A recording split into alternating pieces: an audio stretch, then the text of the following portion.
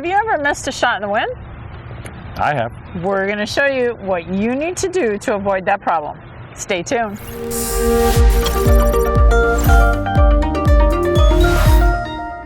I'm Coach CJ. This is my partner, Coach Tony. We're pickleball pros dedicated to your pickleball improvement.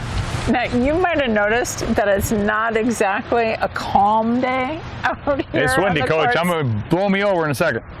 So, Coach Tony, what's the thing that most players do that keeps them from playing well in the wind? The biggest error that we see that pickleball players commit in the wind is missing their return of serve. And the fix, Coach, is surprisingly easy. And if you're watching this video, you can fix this error like this. So easy. Let's get into it.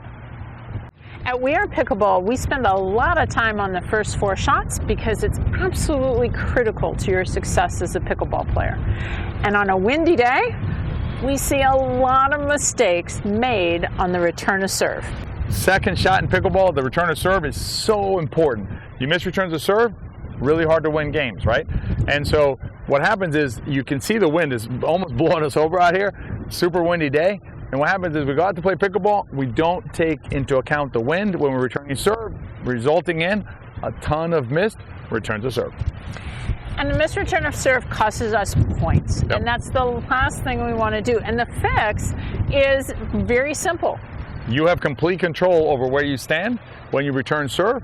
And if you understand the way the wind interacts with the ball, you can then stand in the best spot to return serve in the best way possible. So what you do, Coach, is let's show a couple of different positions and the difference between the different positions along the baseline in terms of the wind when we're returning serve. Players do, right? Especially players who haven't played tennis or other sports like that, is they come up and they see this line and they put their toes on the line. Now, Coach, I want to be clear. No criticism is intended of anybody who does this. You know, if it hasn't been explained to you, why wouldn't you, right? You see this line, you're like, okay, I'll stand at the line.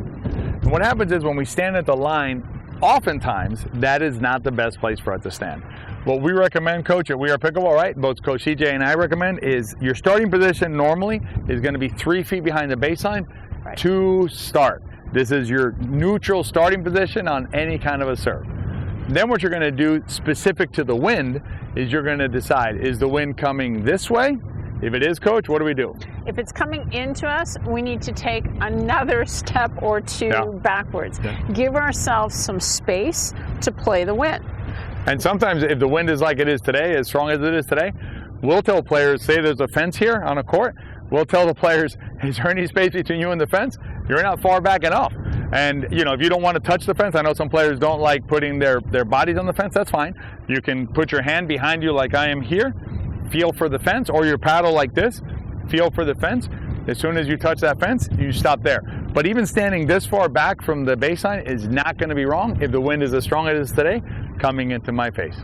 The flip side, Coach, is the other way, right? So let's say you're on the other side. Now the wind, right, is pushing the ball farther into the court. So the wind's at your back, right, pushing the ball that way. Sometimes, Coach, we'll see situations where you may have to stand a couple of feet inside the baseline in order to avoid the serve being too short.